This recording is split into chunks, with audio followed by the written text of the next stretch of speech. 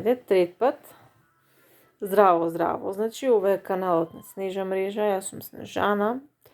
Го правам каналот со цел, нели, да можам да комуницирам со повеќе луѓе, односно да комуницирам со сите вас, преку коментари, преку, нели, видеа и тоа се со цел едноставно да си кажеме што ми тежи мене на душа, што на вас, со цел да се оправат некои работи, со надежда дека ќе се оправат некои работи, затоа што кога збориме за работите, тогаш може и ништо да се смени, ако не збориме, ништо нема да биде, нели? Појасно го сакам да се снимам. Ма не ми се внесува сега во вакво, те молам. И со цел, нели, да, тоа сакав да кажем, инаку правам кутии, рачна изработка на кутии, веќе 5 години.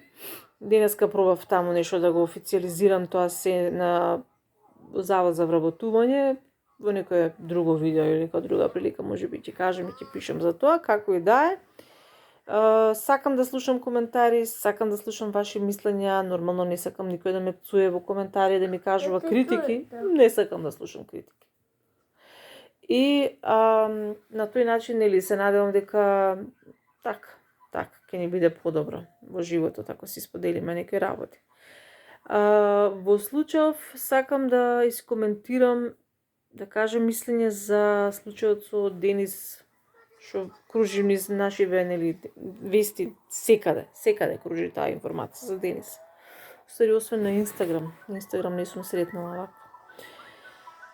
Сакам да кажев за дечково што го убиле, што го тепале. Не го знаеш, ма еден ракометар.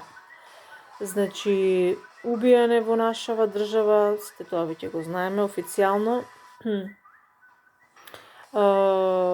Човекот спортист, здрав, млад, прав. Јас, значи, не верувам дека е од никоја друга причина освен од љубомора.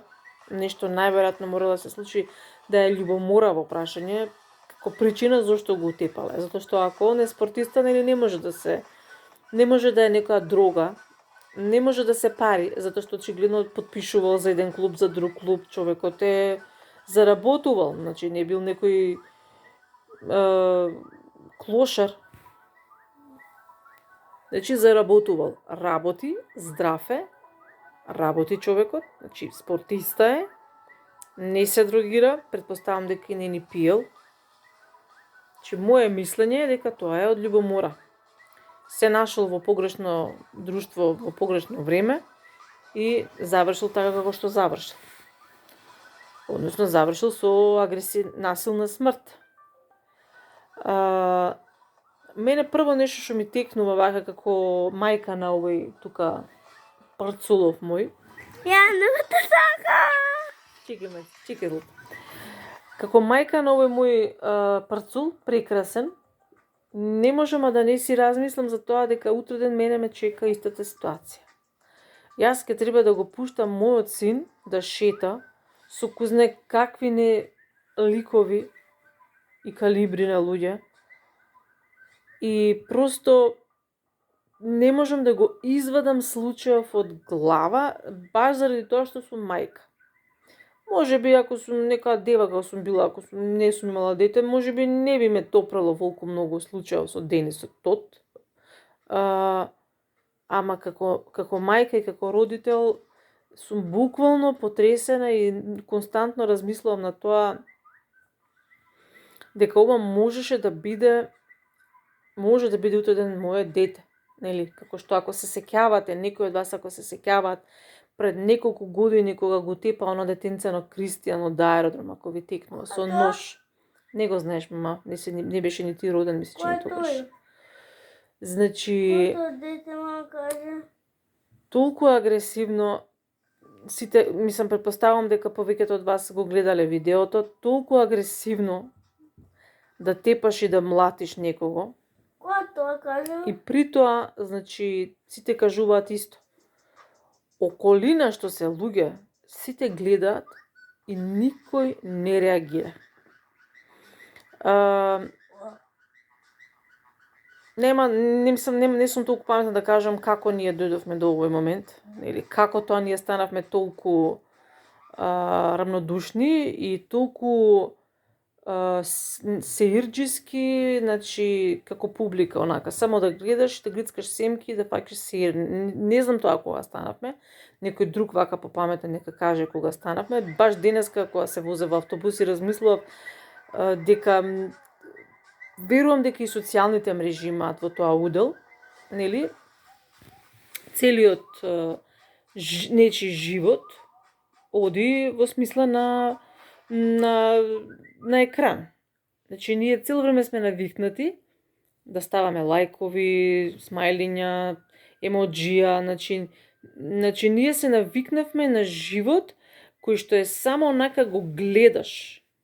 Го гледаш и реагираш на него со кликање, уствари. Не реагираш реално на нешто што се случува и веројатно за ваквиот стил на размислување потпомогнаа и социјалните мрежи. Значи едноставно да не реагираш.